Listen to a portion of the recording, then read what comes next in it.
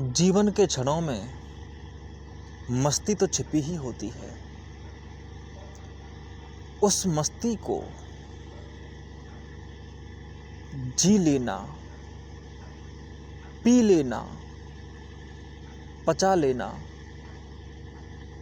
उसे सौंदर्य बना लेना, उसे माधुर्य बना लेना, बड़ी गहरी, सूक्ष्म,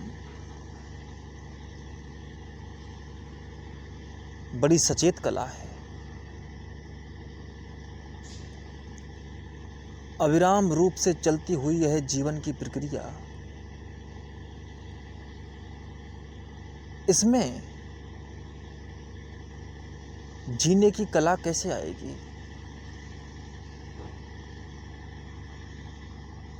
तुम्हारा क्षण तुम हर अवस्था में उपयोग कर सकते हो, जी सकते हो। भाषा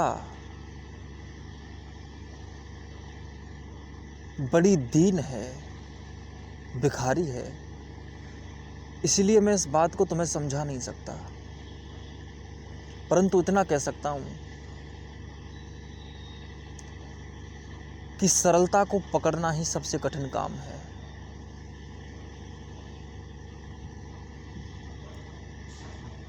जीवन को पकड़ लेना है तो सबसे सरल काम, परंतु इसलिए कठिन हो जाता है क्योंकि बहुत सरल है। इतना सरल है कि जिंदगी, अगर तुम जीने की बात भी करने लगे कि जिंदगी जीनी है, तो जिंदगी तुम्हारे हाथों से छूट जाएगी। इतनी सूक्ष्मता क्षण में छिपी हुई है। यूं तो इस क्षण में हीरे ही हीरे छिपे हुए हैं, परंतु इन हीरों को हम गंवा बैठते हैं। हम नहीं जानते कि इस क्षण का क्या महत्व है, इसमें क्या हो जाता, ये कितना मूल्यवान है, इसकी कोई सीमा नहीं। जीवन में तुम्हें जो मौके मिलते हैं, उनको तुम जो व्यर्थ गंवा रहे हो, तुम्हें पता भी है वो क्या है, तुम्हें उनकी कीमत का कोई अंदाजा भी है वो क्या है। उन्हें जी लेने से कितना नूर बिखरेगा, कितनी तारों की सजावटें सजेंगी, इसकी कोई सीमा नहीं है, कोई सीमा नहीं है। अभी मैं एक बगीचे में बैठा हुआ हूं। अभी थोड़ी देर पहले की बात है कि एक रंगीन प्राणी जो लंबाई में तिनके के बराबर है, कोई एक आदमी या 2 सेंटीमीटर के आसपास होगा, ज़्यादा से ज़्यादा 2-3 सेंटीमीटर के आसपास, और वो पूरा रंगीन, बहुत रंगीन था, और वो उड़ रहा था, और बीच में से बिल्कुल पतला, और उसका किनारों पर मुंह था, और उस तिनके के बराबर पतले किनारे पर ही, छोटे से किनारे पर उसका मुंह था, और बहुत पतला था, दिखाई भी बड़ी मुश्किल से दे रहा था। मैंने सोचा मैं इसकी वीडियो बना लेता हूँ। मैंने वीडियो बनाने के लिए जैसे ही फ़ोन निकाला, हालांकि मैंने वो ठीक से देख लिया था, इतनी देर में फ़ोन में निकालता, इतनी देर में तो वो उड़ गया।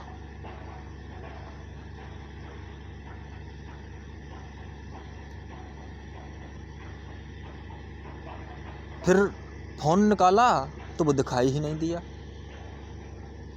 फिर मैं थोड़ा खड़ा हुआ तो वो फिर उड़ा एकदम। अब मैं उसके जैसे ही पीछे गया, वीडियो मैंने शुरू कर दी थी, परंतु फिर भी वह ओझल हो गया, क्योंकि वो थोड़ा भी उड़ जाता, थोड़े से ही दिखाई नहीं देता था। थोड़ा भी उड़ जाए तो दिखाई ही ना दे, उड़ता हुआ तो वो दिख ही नहीं रहा था, वो तो बैठ जाता था तो दिखाई देता था।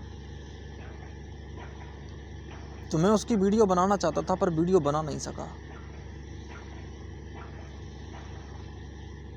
क्योंकि उस प्राणी की वीडियो बनाई ही नहीं जा सकती। हालांकि वीडियो में वो आ भी गया था वीडियो के दायरे में, पर वो वीडियो में दिखाई नहीं दिया, क्योंकि उसकी वीडियो ही नहीं बनती। वैसे ही जीवन है, जीवन की वीडियो नहीं बनती।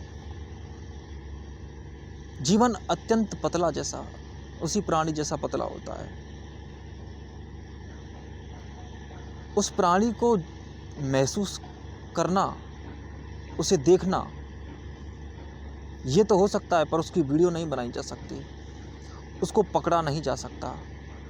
तुम उसको पकड़ोगे वो मर जाएगा, तुम उसकी वीडियो बना लोगे तो तभी बना सकते हो जब तुम उसको पकड़ लो, और पकड़ने पर तो वो मरा ही समझो, फिर तो वो जी ही नहीं सकता, वो बहुत पतला है, उसको पकड़ोगे वो मर जाएगा।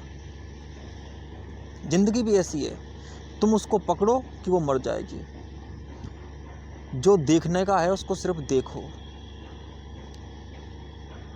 जो खाने का है उसे सिर्फ खाओ, जो पीने का है उसे पियो, जो सुनने का है उसे सुनो। प्रकृति की प्रत्येक वस्तु, प्रत्येक प्राणी, प्रत्येक दृष्टि, प्रत्येक ध्वनि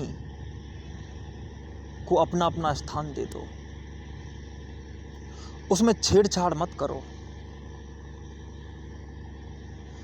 वैसा ही जीवन होता है। कभी कभी जीवन देखने से जिया जाता है, कभी सुनने से जिया जाता है, कभी खाने से, कभी चलने से, कभी बोलने से।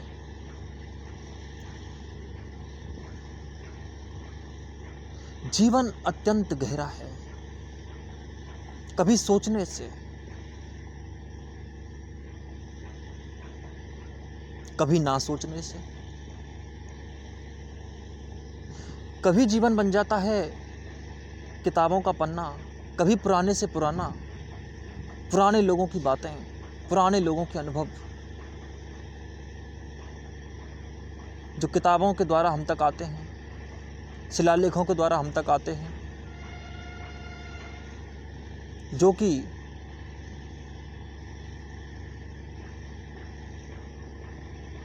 हमें आधुनिक से ही लगते हैं। हमारे आज को भी कल बना सकता है बीता हुआ, और हमारे आज को बना सकता है आने वाला, और हमारे आज को आज भी बना सकता है। जीवन की गहरी सूक्ष्मता है। ना तो जीवन वर्तमान में है, लोग कहते हैं कि लिव इन प्रेजेंट, नहीं, जीवन की कोई भी पकड़ नहीं है।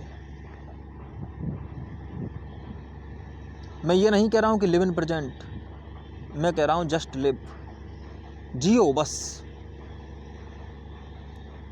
कभी कभी सपने देखना बड़ा अच्छा लगता है, कभी कभी जीवन हो ही ऐसा जाता है कि तुम्हें भूतकाल में जीना ही पड़ेगा, जीना चाहिए।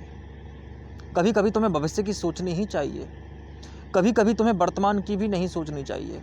और वैसे भी इंसान के पास क्षण होता है, वर्तमान नहीं होता है इंसान के पास। वर्तमान में भी मत जियो, आज भी मत जियो, बल्कि क्षण में जियो, बल्कि क्षण में भी मत जियो, बस जियो। ये जीना कैसे छूट जाएगा कुछ पता नहीं चलता। तुम ये भी सोचोगे और सोचकर जियोगे तो जी नहीं पाओगे। जब तुम जीने की भी सोचते हो तो सोचते हो कि चलो सोचते हैं कि कैसे जीते हैं। अब तुम सोच रहे हो कि जी रहे हो। सोचना और जीना दो अलग अलग बातें होती हैं। जीने की सोचने से कोई जी नहीं सकता। जीवन तो अचानक आता है, उसी रंगीन प्राणी की तरह।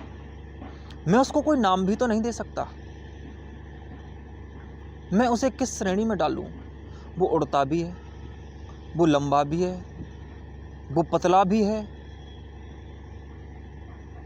वो रंगीन भी है।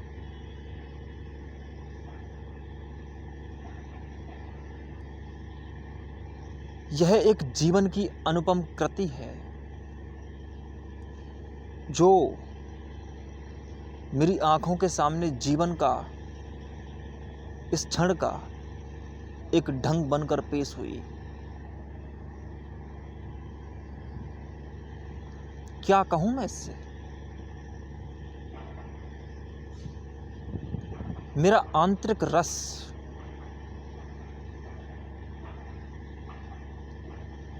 मेरी अनुभूति की धारा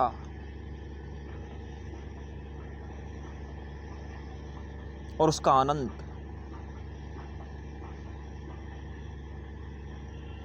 तुम सोच जरूर सकते हो कि मुझे कितना आनंद आ रहा है, परंतु मुझे जो आ रहा है उसे तुम नहीं ले सकते, क्योंकि तुम्हारा आनंद तो तुम्हें ही आएगा। मेरा आनंद तुम्हें नहीं आ सकता। पर मेरे आनंद की इस बात को सुनकर तुम अपने आनंद को आने पर उसका स्वागत करने की तैयारी जरूर कर सकते हो। याद रखना, आनंद अतिथि की तरह होता है, अचानक आता है। जीवन भी ऐसा ही होता है, बिल्कुल उस प्राणी की तरह आता है। तुम्हारे पास वही मौका होता है जीने का, तुम्हारे पास दूसरा मौका ही नहीं हो सकता, क्योंकि वो उसी क्षण में आता है। एक क्षण का जीवन एक ही क्षण में आता है, दूसरे क्षण में पहले वाले क्षण का जीवन नहीं आ सकता। आप पहले वाला जीवन दूसरी बार नहीं जी पाएंगे, और गलतियों को जीवन कभी माफ़ नहीं करता। गलती हुई तो हुई, जीवन गया तो गया, जीवन तो गया, जो गया उसको नहीं लाया जा सकता। याद रखना, मैं समय की बात नहीं कर रहा हूँ, समय का जीवन से कोई लेना देना नहीं। समय तो जीवन को पकड़ भी नहीं पाता। समय में इतनी शक्ति ही कहाँ है, क्योंकि समय तो जीवन का बनाया हुआ एक भ्रम है। वहां भी जीवन पकड़ में नहीं आता। ये तो हमने समय कह दिया है, वरना वो समय भी है, इसकी कोई प्रामाणिकता नहीं है। बल्कि जब प्रमाणों में उतरते हैं तो पता यही चलता है कि समय तो होता ही नहीं है कुछ भी। समय जैसी कोई चीज़ होती ही नहीं है, पदार्थ जैसी कोई चीज़ नहीं होती है, ऊर्जा जैसी कोई चीज़ नहीं होती है, धातु जैसी कोई चीज़ नहीं होती है, बदलाव जैसी कोई चीज़ नहीं होती है, भूत भविष्य नहीं होते, वर्तमान भी नहीं होता। समय होता ही नहीं है, बस जीवन होता है। या तो जीवन होता है या फिर जीवन नहीं होता है। इन दो बातों के अलावा तीसरी बात नहीं होती। या तो तुम जी लेते हो और या फिर तुम नहीं जीते हो। याद रखना, मृत्यु और मरण दो शब्द होते हैं। मृत्यु तो घटना है, परंतु मरण अवस्था है। मृत्यु तो घटती है, जैसे हवा चलती है, जैसे पानी बहता है, जैसे आंखें झपकती हैं, वैसे ही मृत्यु भी हवा की तरह बह रही है, घटना है, घट नहीं है। लेकिन मरण का ना मृत्यु से संबंध है, ना जन्म से संबंध है। तुम या तो जीवन में होते हो या मरण में होते हो।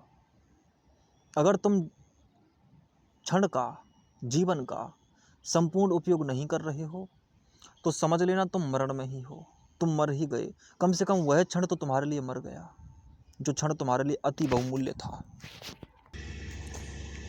एकार्ट टोले की किताब द पावर ऑफ नाउ में एक भिखारी होता है। वह भिखारी एक बक्से पर बैठा रहता था और बक्से पर बैठकर भीख मांगा करता था, रोजाना भीख मांगा करता था। परंतु वह बक्सा जो था वो भी उसको भीख में ही मिला था, और उसने उसको बैठने के लिए ही लिया था कि मुझे बैठने के लिए बक्सा दे दो, तो कोई उसको दे के चला गया था। उसी पर वो बैठा रहता था। उसने बैठने के लिया था, लेकिन उसने कभी उसको खोल के नहीं देखा था। जब उसने खोल के देखा तो उसमें काफी धन था, और उसी बक्से पर बैठकर ही वह रोज भीख मांगता था। आदमी की भी ऐसी हालत है। आदमी के अंदर ही परम धन छिपा है, आदमी उसी के ऊपर बैठा है, और वह दुनिया से भीख मांग रहा है। सम्मान की भीख, धन की भीख,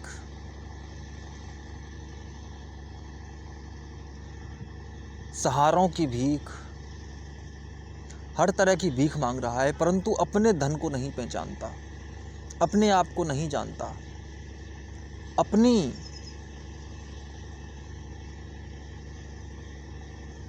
महत्ता को उसने खो ही दिया है, अपने को भूल ही गया है, पूरी तरह से भूल गया है।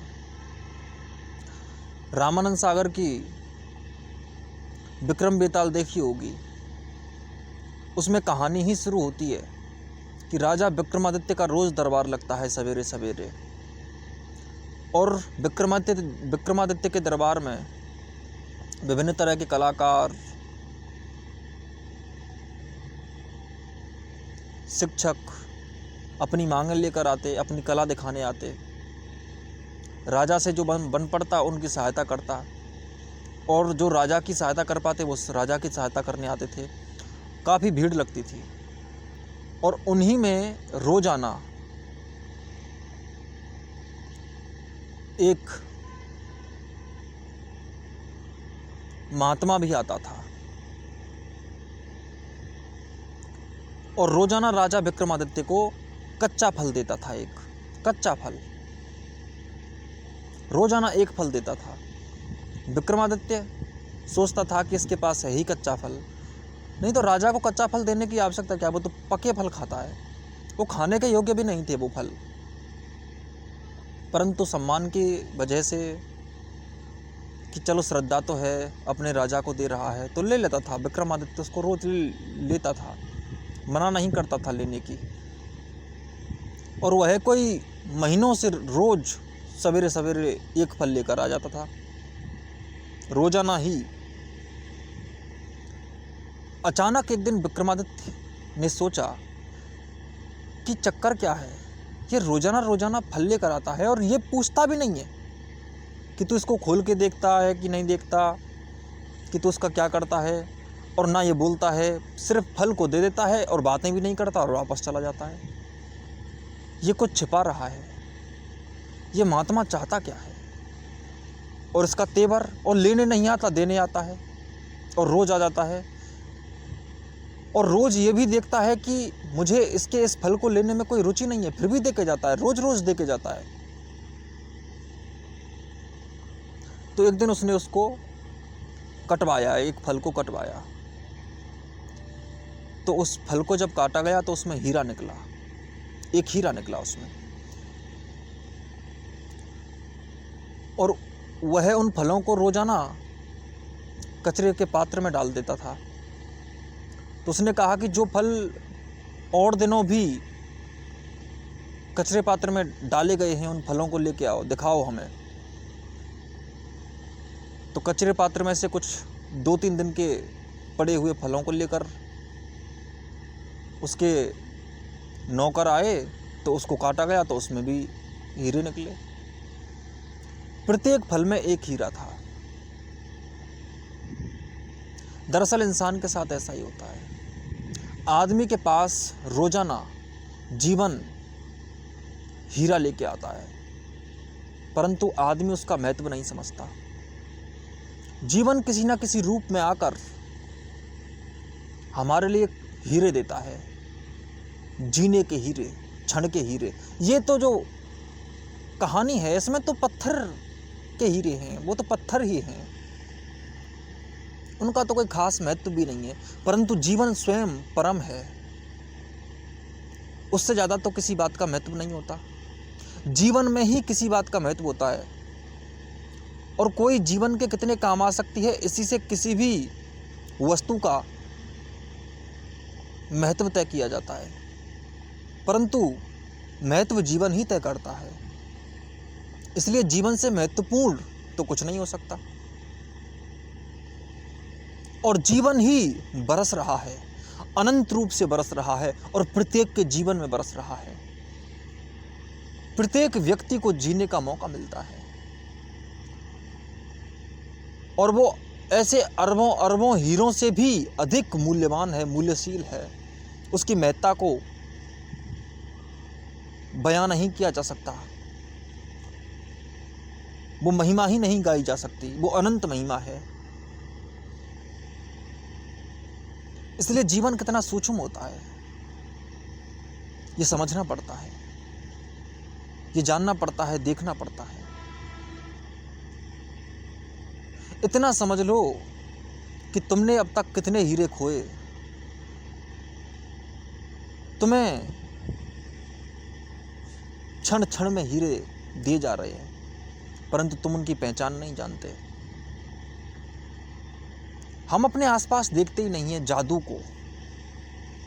चारों तरफ ये जो बिखरा हुआ है रंग, नूर, इसमें क्या क्या छिपा हुआ है। हमने अब कहीं परमाणु की शक्ति जानी है, परंतु परमाणु आज से नहीं, जब से ब्रह्मांड है तब से मौजूद है। परंतु कुछ वर्षों से ही, कुछ दशकों से ही, या कहें कि एक शताब्दी भी पूरी नहीं हुई है, तब से ही हम परमाणु की शक्ति को ठीक से जानते हैं। प्रकृति में कितने रहस्य छिपे हुए हैं, हम में कितने रहस्य छिपे हुए हैं, हमारे आनंद की क्या क्या गहराई है, इन बातों को हम जानते ही नहीं, इन बातों को हम महत्व भी नहीं देते। हम अपने आसपास ही नहीं देखते, हम अपने जीवन को कचरे पात्र में डाल देते हैं, उसी राजा विक्रमादित्य की तरह, जो फलों को कचरे में डाल रहा था, जो हीरों को कचरे में डाल रहा था। वही हम करते हैं। हम रोजाना एक छोटी सी गलती करते हैं, उसी से हमारा पूरा दिन खराब हो जाता है। हम अपने जीवन में एक छोटी सी सूक्ष्म क्रिया से अपनी संपूर्ण क्रियाशीलता को खराब कर देते हैं, अपनी पूरी प्रोडक्टिविटी गायब हो जाती है। हमारा दिन बड़ा महत्वपूर्ण हो सकता था हमारे ही लिए, परंतु हमारे दिन को हमने छोटी सी बात के नीचे दबाकर खो दिया। हमारी एक छोटी सी आदत और इतने बड़े हीरे को खा गई। हमारी तो एक छोटी सी आदत, परंतु जीवन का संपूर्ण नूर। हम किसी काम को तय करते हैं, परंतु जो तय किया था उसके रास्ते में बस एक छोटा सा आकर्षक बिंदु आता है, जिसका कोई मूल्य भी नहीं था। अचानक किसी का बुलावा आ गया, हम उसके पीछे चल दिए। कोई आके हमारे पास बैठ गया, उसने हमारे काम को ही खराब कर दिया। उससे बात करने के चक्कर में पूरा दिन ही खराब कर दिया। तुमने हीरा खो दिया, और तुम इस बात को अच्छी तरह से जानते हो कि तुम्हारे इस क्षण का हीरा क्या है, परंतु तुम उसका उपयोग नहीं करते। हीरा तो तुम्हारे पास हर समय है, और तुम्हें यह भी बता दूं कि तुम्हें अच्छी तरह से पता है कि वो हीरा क्या है। तुम कहोगे नहीं नहीं नहीं, हम पता नहीं लगा पा रहे, ये तो बड़ी सूक्ष्म बात है। नहीं, अति सरल बात है, बस तुम उससे भाग खड़े होते हो, ये एक अलग बात हुई। क्या तुम्हें नहीं पता कि तुम्हें इस समय क्या करना चाहिए, इस क्षण में क्या करना चाहिए, और तुम क्या कर रहे हो इस समय? तुम्हें पता नहीं है क्या इस बात को? इस बात का तुम्हें सबसे ज़्यादा पता है। इस बात को तुम्हें कोई और नहीं बताएगा। तुम्हारी वह क्षमता जो तुम में अभी है, और तुम्हें वही काम तुम्हें अभी अभी करना है। मैं तुमसे ये नहीं कह रहा हूँ कि तुम्हारी जो क्षमता से बाहर का काम है वो तुम्हें करना है, ना मैं तुमसे ये कह रहा हूँ कि तुम्हें वही काम करना है जो तुम्हारी क्षमता के अंदर ही आता है। मैं कह रहा हूँ तुम उतना कर दो जितना कर सकते हो, और उतना तुम कर सकते हो। उतना करना तुम्हारे लिए कठिन नहीं है। तुम्हारे लिए कभी कुछ कठिन ही नहीं होता। बस तुम ये सोच लेते हो कि कुछ काम मेरे लिए कठिन होते हैं, इसलिए मैं उन्हें कर नहीं सकता, और इसी चक्कर में तुम उसको करते ही नहीं हो। और सच्ची बात यह है कि वह तुम्हारा काम ही नहीं होता जिसे तुम नहीं कर सकते। तुम्हारा काम वही होता है जिसे तुम कर सकते हो। तुम्हारे ऊपर कभी भी उतना बड़ा कर्तव्य आता ही नहीं है कि तुम निभा ना सको। देखो, किसी भी आदमी को बीमारी भी आती है ना, तो उतनी ही आती है जितनी वो झेल सकता है, उतनी ही आती है। बीमारी भी धीरे धीरे आती है, और उसी तरह स्वास्थ्य भी धीरे धीरे आता है। एकदम तो कुछ भी नहीं होता। तो एकदम तो तुम्हारे ऊपर इतनी समस्या भी नहीं आ सकती कि तुम उसको झेल ना सको। पहली बात तो यह है कि प्रकृति ने ऐसी व्यवस्था कर दी है कि तुम जितना कर सकते हो उतना ही तुम्हें दिया जाएगा। तुम बस ले लेना, परंतु तुम तो लेने से ही मना कर देते हो। तुम्हारी सबसे बड़ी समस्या यही है। ऐसा नहीं है कि जो ज्ञानी होता है वही जीवन जीता है। हमें कितना जीना चाहिए इतना तो सबको ज्ञान होता है। सीधी सी बात है, बिना झूठ बोले सीधे सीधे बता दो, अपने आप से बिना झूठ बोले, कि तुम्हारा आनंद किस में है। ठीक है, दूसरों को झूठ बोल लो तुम किसी भी तरह से, दूसरों को मूर्ख बना लो, तुम उल्लू बना लो किसी तरह से, अपने को तो मत बनाओ। आनंद तुम्हारा है, तुम्हें लेना है। दूसरों की वजह से और अपनी वजह से अपने को धोखा मत दो, अपने को उल्लू मत बनाओ। अगर तुम अपने को ही उल्लू बना रहे हो तो तुम फिर पूरे के पूरे उल्लू हो।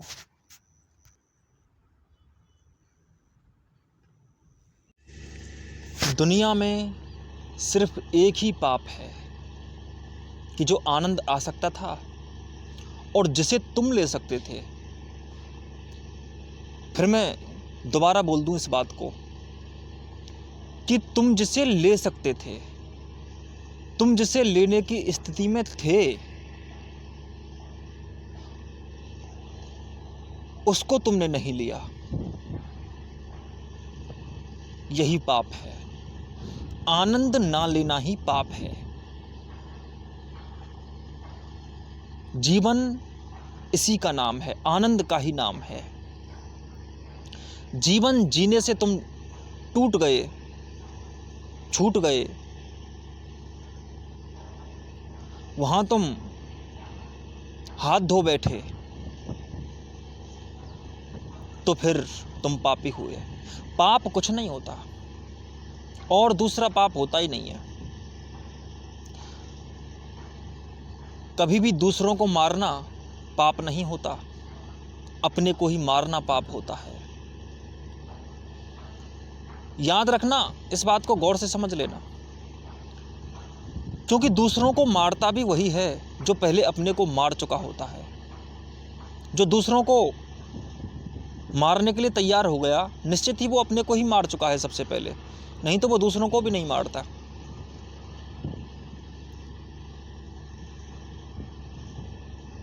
हमारे अंदर अगर हम हैं तो फिर दूसरे भी हमारे अंदर आ जाएंगे, क्योंकि वो हमारे ही हिस्से हैं। हमारा जीवन उनके ही साथ है, उनसे भिन्न रहकर हम जी ही नहीं सकते। जिनसे भिन्न रहकर हम जी ही नहीं सकते, वह हमारी जिंदगी के हिस्सों से अलग नहीं है। तुम जब जान जाओगे कि मैं कौन हूं, तो उसमें यह भी पता चल जाएगा कि ये मेरे ही हिस्से हैं जो आसपास हैं। तो मैं दूसरों को मारकर खुद को ही मारता हूं। जो खुद को धोखा देता है वही दूसरों को धोखा देता है। जो दूसरों की हानि करता है, सबसे पहले वह अपनी हानि कर चुका होता है।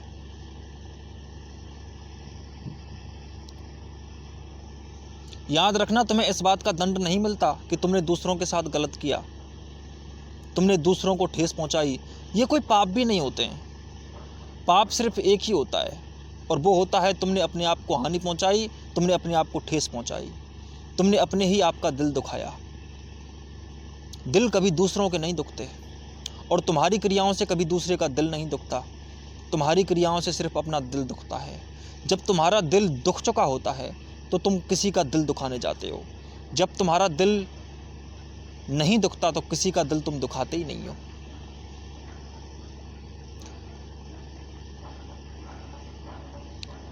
किसी की पीड़ा तुम्हें अगर महसूस हो रही है तो वो तुम्हारी पीड़ा से अलग नहीं है। तुम्हें महसूस भी इसलिए हो रही है क्योंकि तुमने अपने आप को पीड़ा दी है। तुम पीड़ा को जानते हो, अपनी ही पीड़ा को जानते हो। तुम जितनी मात्रा में अपने आप को जीवन जीने से रोक लेते हो, उतना ही ज़्यादा तुम दुख को पैदा कर लेते हो, उसका उत्पादन कर लेते हो।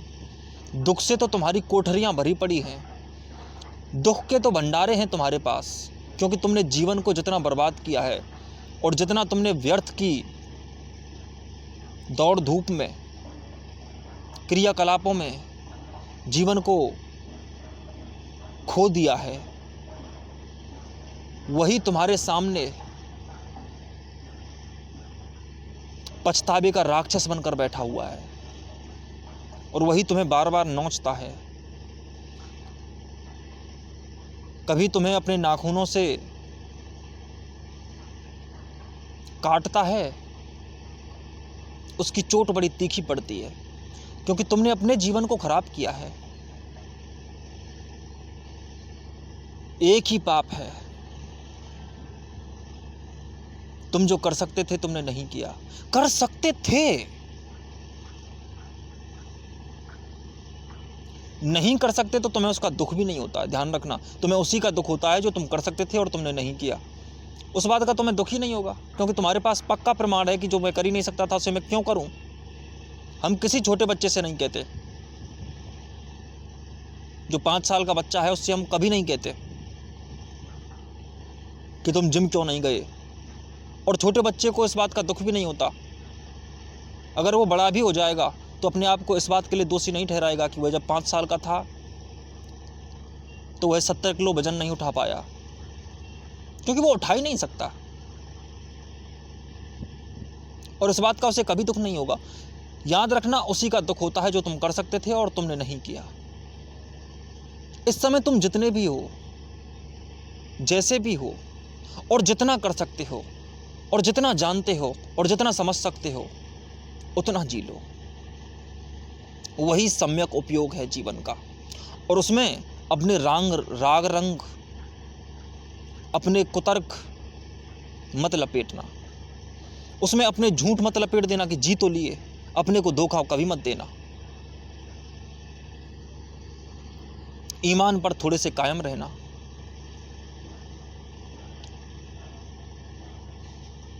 तुमने अगर अपने आप को ही धोखा दे लिया और तुमने कह दिया कि जी तो रहा हूं, काम मत चलाना। काम चलाओ, जीवन मत जियो, क्योंकि काम तो वो चलाते हैं जिन्हें जीना ही नहीं है। याद रखना, अगर तुम काम चलाने के लिए जी रहे हो तो तुम जीने से इनकार ही कर चुके हो। उसके बाद तुम्हारा सांसें लेना भी मरण है। याद रखना, सांसों से जीने का कोई संबंध नहीं होता। तुम अगर ये समझ रहे हो कि तुम्हारी सांसें चल रही हैं, तुम्हारे फेफड़े काम कर रहे हैं, तुम्हारा खून चल रहा है तो तुम जी रहे हो, लोगों ने यही समझ लिया है। और लोग इससे ज़्यादा जीवन को जानते भी नहीं हैं। उन्हें इतना ही पता है कि मेरा शरीर जिंदा है, और इसी बात को वो समझते हैं कि वो जी रहे हैं। उनको ये पता भी नहीं है कि इस बात का तो जीने से कोई संबंध नहीं है, दूर दूर तक कोई संबंध नहीं है। ये तो मशीन है, इंजन भी चलता है,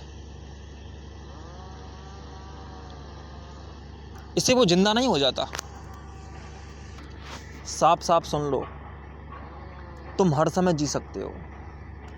ऐसा कोई समय नहीं होता जब तुमसे जीवन जीने की ऐसी मांग कर रहा हो जिसे तुम पूरा ना कर सको। पहली बात तो जीवन है ही वही जो तुम जी सको, वही जीवन है। तुम्हारे जीवन में बड़े कारनामे, बड़ी जिम्मेदारियां तब पैदा होंगी जब तुम उन्हें निभाने के लिए बड़ी क्षमता रखोगे। तुम्हारी जितनी भी क्षमता है उसको नापो भी मत कि कितनी है, बस जितनी है उसका पूरा पूरा उपयोग कर लो, उसको पूरा पूरा जी लो। जीवन एक निरंतरता है। रोज रोज जब तुम जीवंत होगे, सजीव होगे, जब रोज रोज तुम्हें एहसास होगा कि मैं जिंदा हूँ, तू जिंदा है तो जिंदगी की जीत पर यकीन कर। अगर कहीं है स्वर्ग तो उतार ला जमीन पर। जब तुम रोज रोज पाओगे अपने आप को ताज़ा, जब रोज रोज पाओगे अपने आप को स्वस्थ और बीमारियों से दूर होता हुआ, तो ये जो कंसिस्टेंसी चलती है, निरंतरता, ये जो सततशीलता है,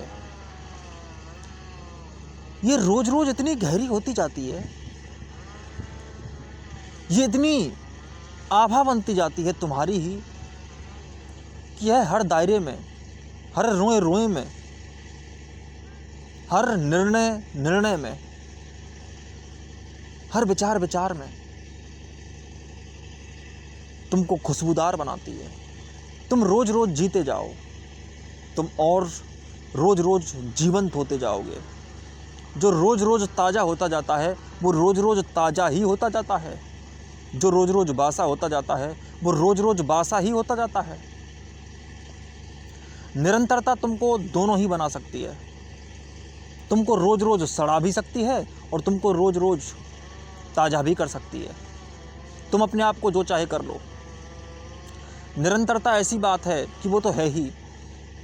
तुम रोज रोज जियोगे तो निरंतरता तुम्हें और रोज रोज जीवन देगी, और अगर तुम रोज रोज मरोगे तो गहरे गहरे मरते जाओगे।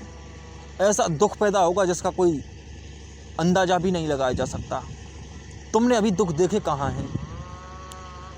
धीरे धीरे जैसे जैसे तुम दुख को बढ़ाते चले जाओगे वैसे वैसे दुख अनंत होता चला जाएगा, और जैसे जैसे तुम आनंद को बढ़ाते हुए चले जाओगे वैसे वैसे आनंद भी बड़ा होता हुआ चला जाएगा। तुम जिस चीज़ को भी बढ़ाते हुए चले जाओगे वही चीज़ तुम्हारे लिए बड़ी होती चली जाएगी, गहरी होती चली जाएगी। कितनी बड़ी हो सकती है इसका कोई अंदाज़ा नहीं। स्वास्थ्य कितना गहरा स्वास्थ्य हो सकता है इसका कोई अंदाज़ा नहीं। शरीर कितना अधिक स्वस्थ हो सकता है इसकी कोई सीमा नहीं। मन कितना सबल, कितना स्थायी, कितना मजबूत हो सकता है और कितना स्पष्ट हो सकता है इसकी कोई सीमा नहीं।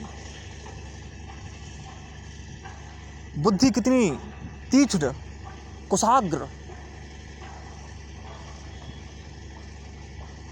और एक ही क्षण में निर्णय लेने वाली हो जाती है, इसकी भी कोई सीमा नहीं।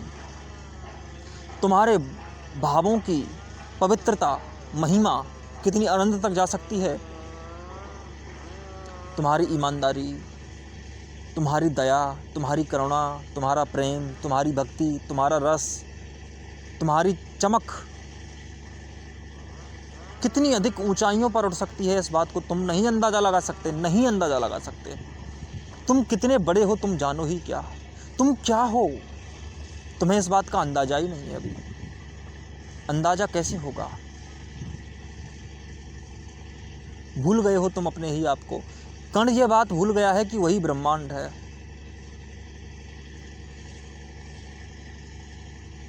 अहम इस बात को भूल गया है कि वो आत्मा है। याद कर लो, याद कर लो कि कौन हो तुम। याद कर लो कि कहाँ, कैसा, कैसे तुमने अपने जीवन को अपने ही हाथों से छोटा बनाया था। नहीं तो कोई ऐसी खास मजबूरी नहीं थी। और आज भी तुम अपने आप को धोखा मत देना। ऐसा मत कहना कि ये भी कोई बात हुई। हम तुरंत दबा देते हैं, अरे अब हो गया जो हो गया। इसमें कोई समस्या नहीं है कि हो गया जो हो गया, लेकिन जिस अंदाज से तुम कहते हो कि हो गया जो हो गया, इसका मतलब ये है कि तुम आगे भी ऐसे ही होने दोगे। ऐसे ही तो अंदाज से कहते हो। जरा तुम देखो तो सही गौर से कि तुम बेफिक्री भी कैसी दिखाते हो जिसमें कोई फिक्र छिपी हो। तुम्हें भी पता है कि तुम ऊपर ऊपर कह रहे हो। जैसे तुम बड़े तटस्थ, अलगावित और कमलवत व्यक्ति हो कि जो हो गया उससे तुम्हें कोई मतलब नहीं। सच तो यह है कि तुम में इतनी हिम्मत भी नहीं आ पा रही है कि तुम उसको भूल सको। इसलिए तो कह रहे हो जो हो गया जो हो गया।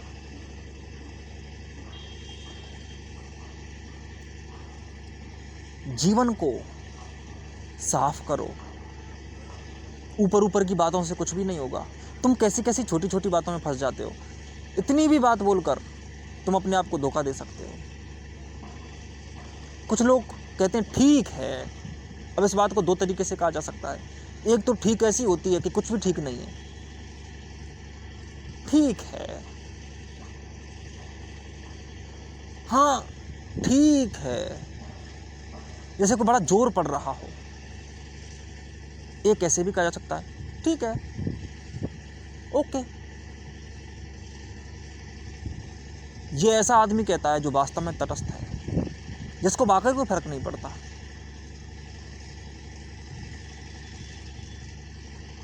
हो गया जो हो गया, इसका मतलब इतना ही है कि आगे हम बढ़ेंगे, हम पीछे नहीं जाएंगे। ये कहते हैं हो गया जो हो गया, वो ये कहते हैं कि हम आगे ही नहीं जाएंगे। हम पीछे जाने से तो डरते ही हैं, हम आगे जाने से भी डरते हैं। हम क्या हैं इस बात को तो हम अब भी स्वीकार नहीं कर सकते और आगे भी स्वीकार नहीं करेंगे। इस तरह के मत बनो, दोगले मत बनो, एक पक्ष में रहो। लोग गालियों को अब मजाक समझने लगे हैं। लोग भद्दगी को आधुनिकता समझने लगे हैं। अभी जो कॉमेडी होती है उसमें वल्गैरिटी है, अश्लीलता, वो रुकी हुई नहीं है, उसमें कोई कॉमेडी ही नहीं है। और वो हर कोई कर सकता है। किसी ने गालियां दे दी, किसी ने किसी का मजाक उड़ा दिया, हंसने लगे वाह।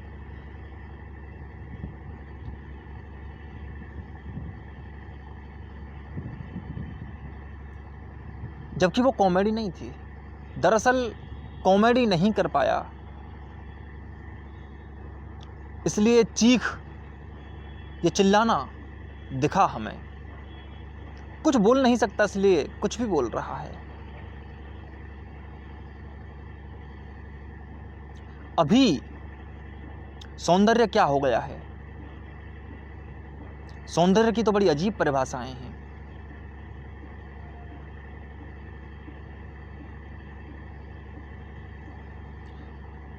जितना हम अपनी असौंदर्यता को छिपा सकें वही सौंदर्य है।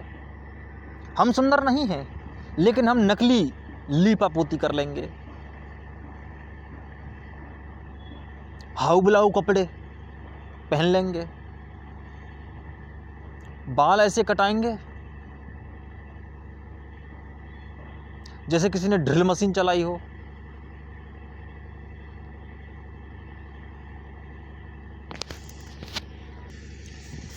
ब्यूटी पार्लर से लड़कियां निकलती हैं मेकअप करा के, इतना पोत पोत के निकलती हैं चेहरे पर जैसे आग में पिघलाई गई है। अजीबोगरीब, प्राकृतिकता से अति दूर, सौंदर्य से अति दूर, उल जुलूल तरह के रंग रोगन जैसे किसी ने वेल्डिंग कर दी हो। बात यह है कि असली में सुंदर नहीं बन सकते। होठ पर लाली लगानी पड़ती है क्योंकि होठ लाल नहीं है। उनमें खून की धारा नहीं बहती क्योंकि कभी कसरत ही नहीं की। शरीर में हजारों तरह के जहर हैं, वो बाहर नहीं निकाले, पसीना नहीं बहाया, इसलिए एक दूसरा पसीना ऊपर ओढ़ना पड़ता है, झूठा पसीना। एक झूठी लाली लगानी पड़ती है होठों पे क्योंकि होठों में कोई लालिमा नहीं है, चेहरे में कोई नूर नहीं है, इसलिए सफेदी डालनी पड़ती है उस पर। इन्हें गरीबों की सुंदरता कह सकते हैं, गरीब सुंदरता, जिनमें अपना कोई सौंदर्य नहीं है। झूठे मन में तो गरीबों की बड़ी सेवा करता हूँ। देखा मैंने बांटे ना कपड़े, मैंने बांटा ना खाना, खाना बांटने से तुम भले आदमी हो गए।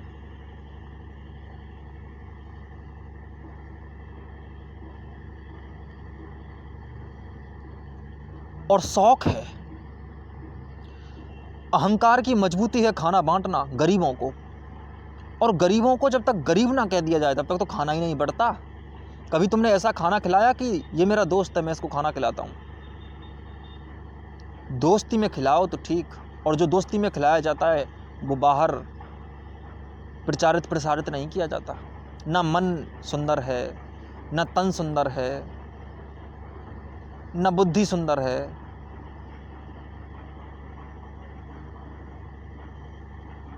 झूठे आंसू, झूठी भावनाएं। एक अति मूर्ख 2 कौड़ी का लड़का छोड़ के भाग गया लड़की को, धोखा दे दिया, कह रही है धोखा दे दिया, और आंसू बहा रही है। उसमें था क्या जो तू आंसू बहा रही है? इतने नकली आंसू। हम बिल्कुल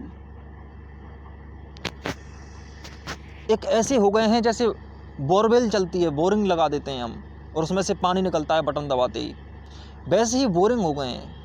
हमारे आंसू निकल आते हैं बटन दबा देते ही, क्योंकि वो हमारा ही शौक है। झूठे आंसू हैं।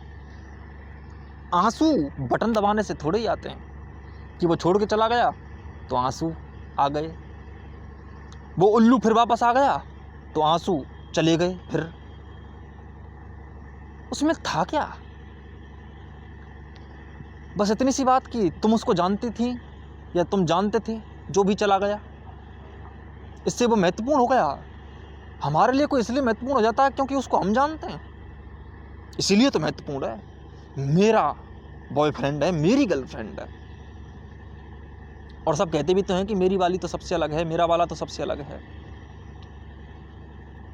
मेरा वाला छोड़ के चला गया और फिर 2-4 लोगों को पता ना चले कि ये दोनों आपस में प्यार करते हैं। प्यार तो दूसरों की नज़रों की वजह से जिंदा है। अगर दूसरों की नज़रें ना होती तो हमारा प्यार भी ना होता। दूसरों की नज़रों की वजह से ही तो प्यार है, और क्या है। हमने अपने आप के सामने इतने धोखे रख लिए हैं कि हमारा कुछ भी असली नहीं बचा। सब कुछ नकली है हमारा हंसना नकली, हमारा रोना नकली, हमारी सुंदरता नकली, हमारी हंसी नकली, हमारे कपड़े नकली, हमारा शरीर नकली। ऊपर से तो महाराज जी गोरे गोरे हैं, लेकिन अंदर से कभी कसरत नहीं की। भीतर पड़े रहते हैं, कमरे में तो गोरे गोरे हो गए हैं। उनको लग रहा है कि वाह क्या स्वस्थ हैं, और होगा किसी दिन सीधा कैंसर।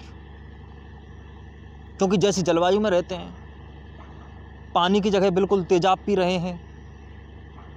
तेजाब पीने से तो आदमी डरता है क्योंकि वो तेजाब है, लेकिन कोई आदमी तेजाब को पानी कहने लग जाए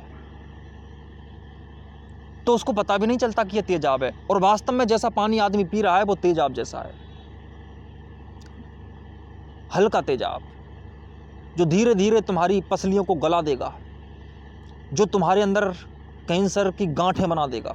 वो बना ही देगा एक दिन।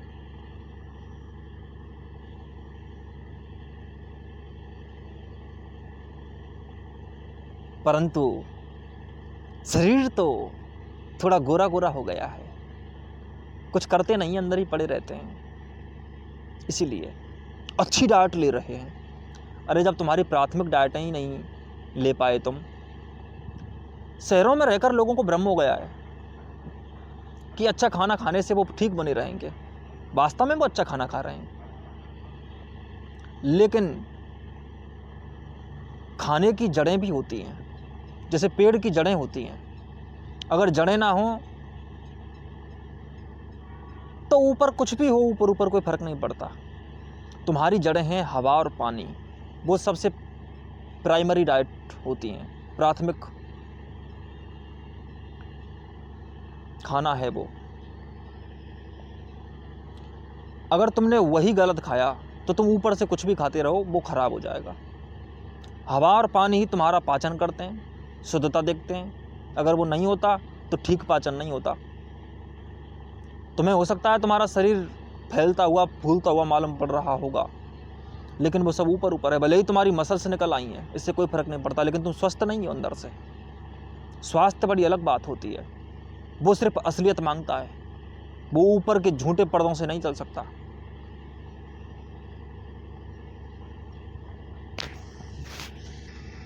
जीवन में जो भी है, जैसा भी है, उसको ईमान के साथ देखो, साफ साफ देखो उसको, और जो गलत है उसको हटाओ। जीवन में आओ। जीवन का मतलब यही होता है कि जो गलत है उसको हटाओ और जो सही है उसको लाओ, कैसे भी लाना पड़े, उसके लिए चाहे जो मोल चुकाना पड़े चुकाओ। भगत सिंह ने क्या किया कि आज़ादी आनी चाहिए, आज़ाद ही तो जीना है। जीना ही क्या जिसमें आज़ादी ना हो, तो जो भी करना पड़े, जो भी करना पड़े, भगत सिंह करने को तैयार हैं, क्योंकि वही करना चाहिए भाई। इसमें कोई दूसरी विकल्पता है कहाँ? करना है सो करना है। एक ही विकल्प होता है जीने वाले के सामने, जीवन। और आज़ादी और जीवन दो शब्द नहीं होते, एक ही शब्द होता है। इनको अलग अलग मत कर लीजिएगा। जीवन हमेशा ही तुम्हारे लिए तुम्हारे सामने होता है,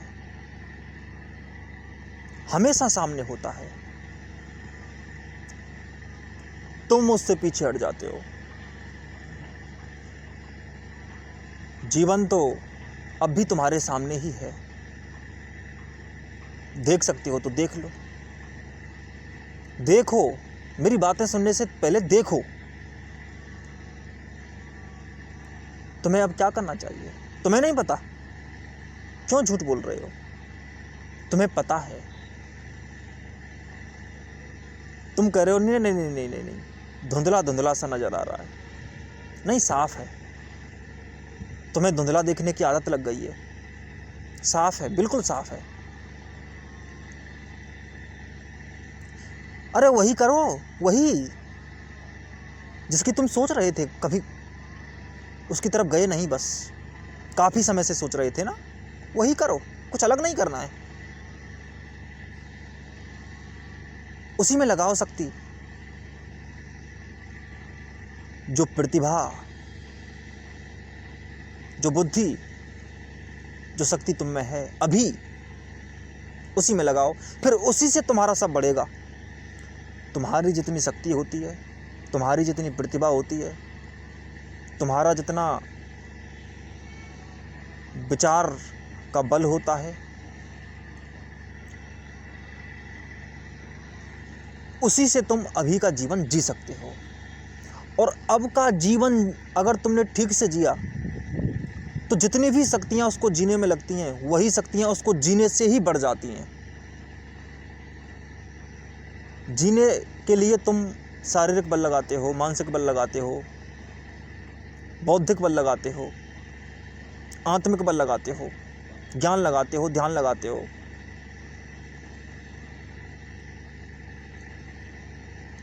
सतर्कता देखते हो। ये सब बातें जीते हुए लगातार मजबूत भी होती जाती हैं, क्योंकि इनसे तुम जीते हो और जीने से तुम इनको मजबूत करते हो। अविराम रूप से लगातार तुम कितने मजबूत होते चले जाते हो, तुम्हें पता भी नहीं चलता। जरा पास तो आओ।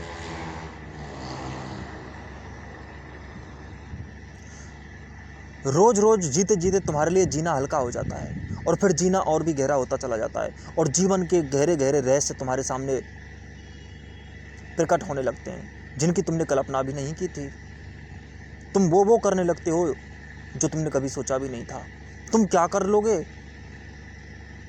ये तुम्हें पता भी नहीं है। बहुत कुछ करोगे तुम, लेकिन अगर अब जो है उसको कर लिया तो उसी से वह करने की शक्ति आएगी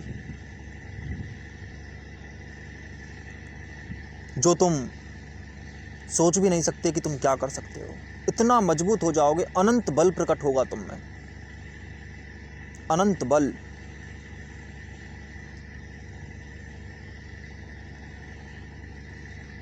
टपका टपका टपका टपका अगर पत्थर पर पड़े तो पत्थर में छेद कर देता है, लगातार टपका पड़ता रहे, टपका बस और कुछ नहीं, टपका, लेकिन लगातार।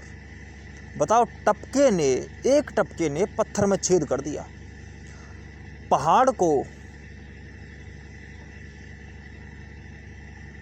पहाड़ की शिला को आप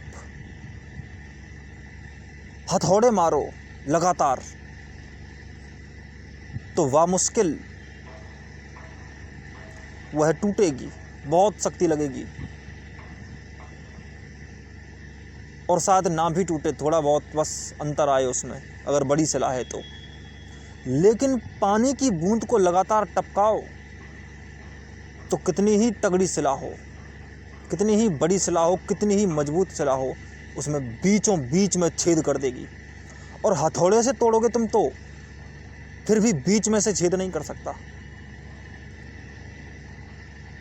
हथौड़े से अगर मारोगे तो उसमें त्रेल आ जाएगी, परंतु बिना त्रेल बनाए छेद करने की क्षमता तो बूंद में ही होती है। तुम भी जीवन में छेद कर दो, इतनी शक्ति पैदा होगी कि हथौड़े भी, कि बलवान भी वो नहीं कर सकेंगे जो तुम करोगे। जियो तो सही ठीक तरह से।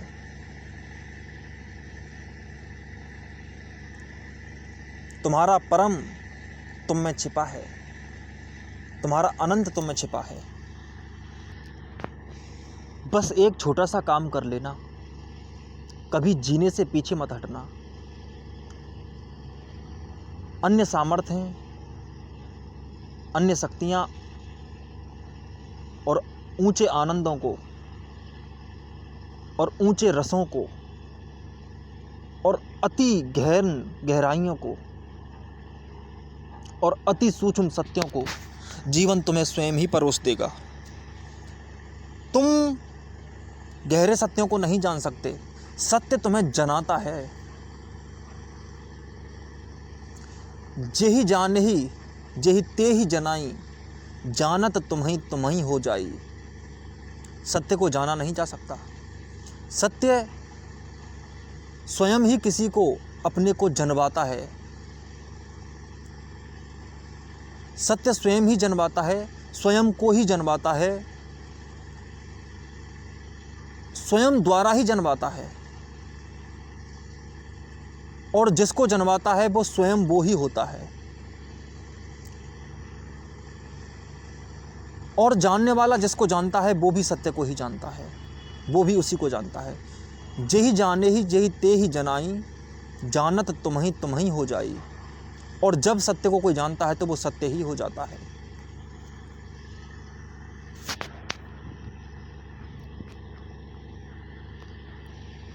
ऊंचे रहस्यों को तुम नहीं जान सकते, गहरी खोजों को तुम नहीं खोज सकते, वो तुम्हें जीवन स्वयं देगा। तुम्हारी बुद्धि क्या तुम्हें स्वयं मिली है? तुम्हारा शरीर का तुम्हारा शरीर है? तुम्हें क्या है जो तुमने तुमको दिया? सब कुछ तो तुम्हारा जीवन द्वारा दिया हुआ है, किसी का नहीं है कुछ भी। तुम्हारे सामने दृश्य ना होते तो क्या देखते? तुम्हारे सामने ध्वनियाँ ना होती तो क्या सुनते? तुम्हारी सांसें ही ना होती तो तुम्हारी बुद्धि कैसे काम करती? तुम्हें सब कुछ दिया गया है, तुम्हारा क्या है? कुछ भी नहीं। तुम्हारी भी बुद्धि देखने सुनने समझने से बड़ी हुई है। तुमने जो भी किया है उसमें तुम्हारी कोई शक्ति नहीं। नज़र नवाज नज़ारा बदल ना जाए कहीं, नज़र नवाज नज़ारा बदल ना जाए कहीं, जरा सी बात है मुंह से निकल ना जाए कहीं। चुप रहो,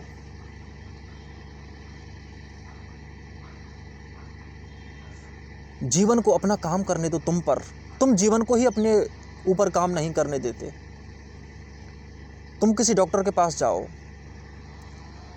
और तुम्हारा पथरी का इलाज हो रहा है और डॉक्टर ऑपरेशन करेगा तुम्हारा, और तुम उसको ऑपरेशन ना करने दो कि हाथ मत लगाना मुझसे, तो तुम्हारी पथरी नहीं निकलेगी।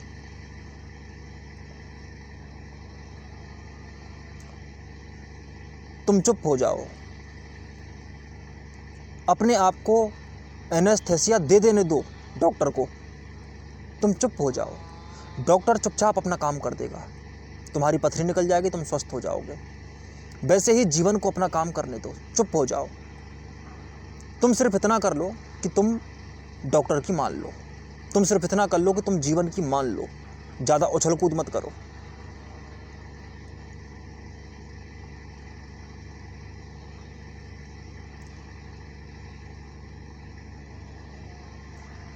जितना तुम कर सकते हो उतना ही करो। तुम खुद पथरी का इलाज नहीं कर सकते,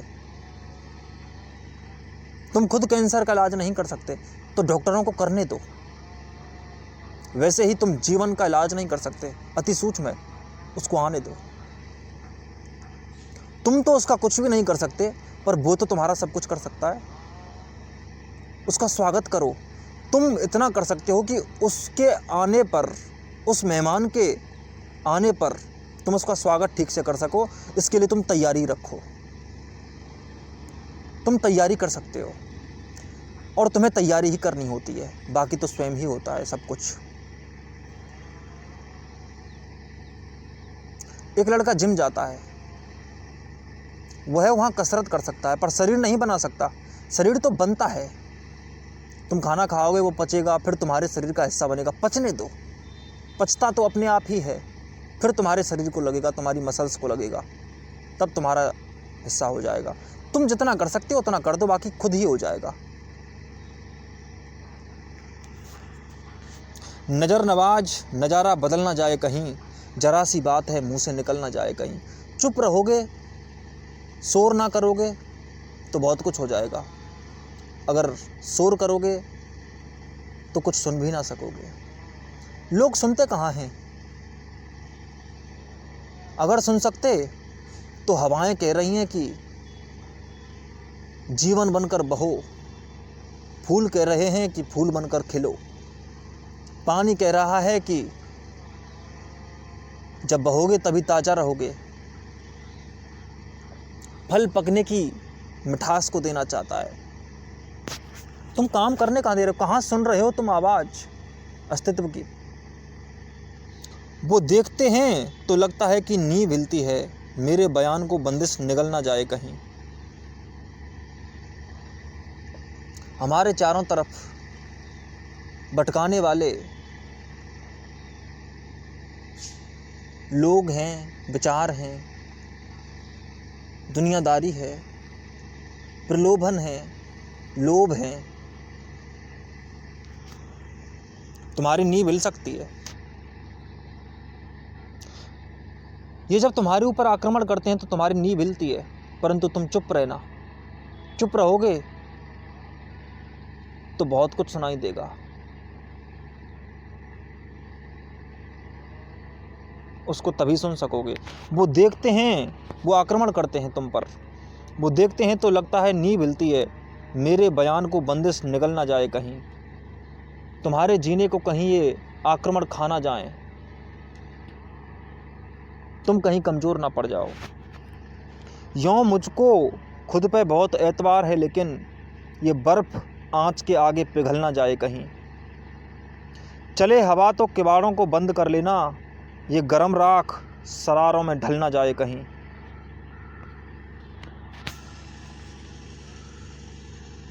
तुम्हारी ज्वाला, तुमने देखा है ना कि बहुत युवा बहुत कुछ कर सकते थे, परंतु उनकी आग को बुझा दिया गया। ये गरम राख सरारों में ढल ना जाए कहीं। सरारे यानी शैतानियत।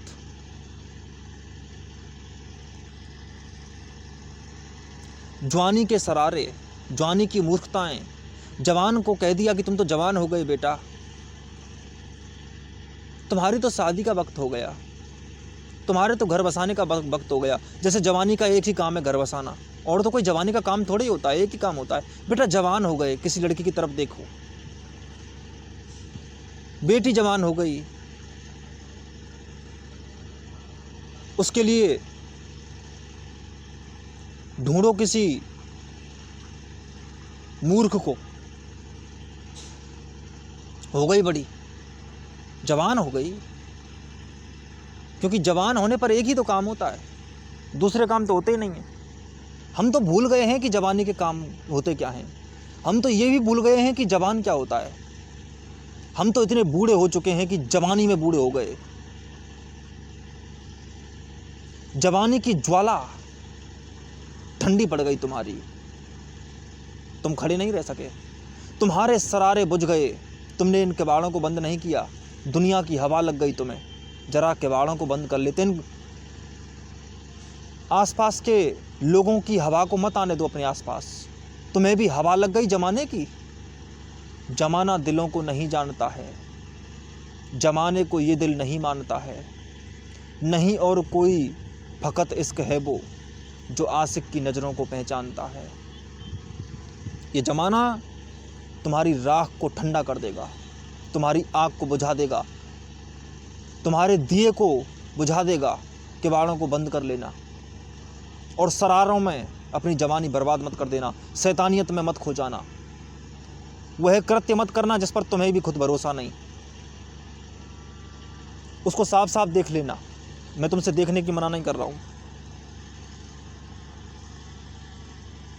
जो भी कृत्य आए, दुनिया भी बोलती है तो एक बार देख तो लेना कि वो क्या बोल रही है, पर ऐसा मत करना कि आंख बंद करके उसकी बात ही मान लो। एक बार देख लेना, प्रयोग कर लेना और उससे आगे निकल जाना। चले हवा तो किवाड़ों को बंद कर लेना, ये गरम राख सरारों में ढल ना जाए कहीं। तमाम रात तेरे मैकदे में पी है, तमाम उम्र नशे में निकल ना जाए कहीं। कभी मचान पर चढ़ने की आरज़ू उभरी, कभी ये डर कि ये सीढ़ी फिसल ना जाए कहीं। ये लोग होमो हवन में यकीन रखते हैं, चलो यहाँ से चलें, हाथ जल ना जाए कहीं। यहाँ मत रहो, इन लोगों की बात मत सुनो, चुप रहो। इनको तो सुनो ही मत, इनको भगा दो। कुछ ना कुछ बोलते रहो हमसे, चुप रहोगे तो लोग सुन रहेंगे। कुछ ना कुछ बोलते रहो हमसे, चुप रहोगे तो लोग सुन लेंगे। लोग अगर चीखने चिल्लाने आए तो चुप मत रहना, उनकी सुनना ही मत, उनके सामने तो उन्हें चिल्लाकर भगा देना। क्योंकि तुम चुप रहोगे तो लोग ये सुन लेंगे कि तुम सुन रहे हो, तो वो तुम्हें और सुनाएंगे, और वो सुनाएंगे जो सुनना नहीं चाहिए। जो सुनने लायक है उसके लिए कान खुद ही चले जाते हैं। जो जबरन सुनाने आए उसकी मत सुनना।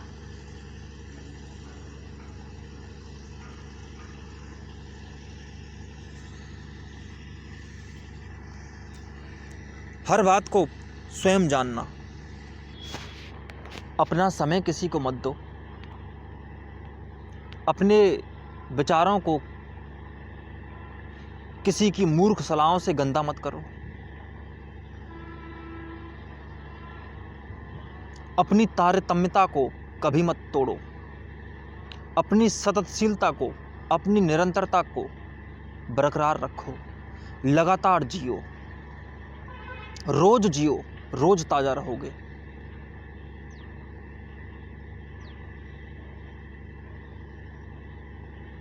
दीवाने रहो, मस्ताने रहो, रक्स में नाचो मस्त कलंदर की तरह।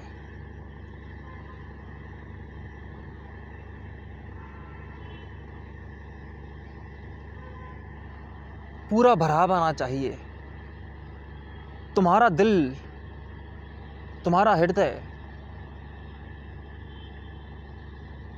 पवित्र रहे, साफ रहे, भरा रहे, ऊंचा रहे, कमी ना नजर आए।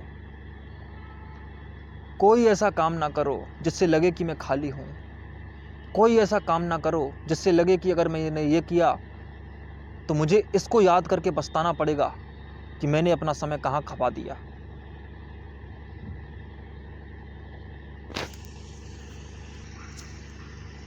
इस तीखी आंच ने इस जन्म का हर पल छुआ, आता हुआ दिन छुआ, हाथों से गुजरता कल छुआ। हर बीज अकुआ पेड़ पौधा फूल पत्ती फल छुआ, जो मुझे छूने चली हर उस हवा का आंचल छुआ। सुख नहीं यूं खोलने में, सुख नहीं कोई, पर अभी जागी नहीं वह चेतना सोई।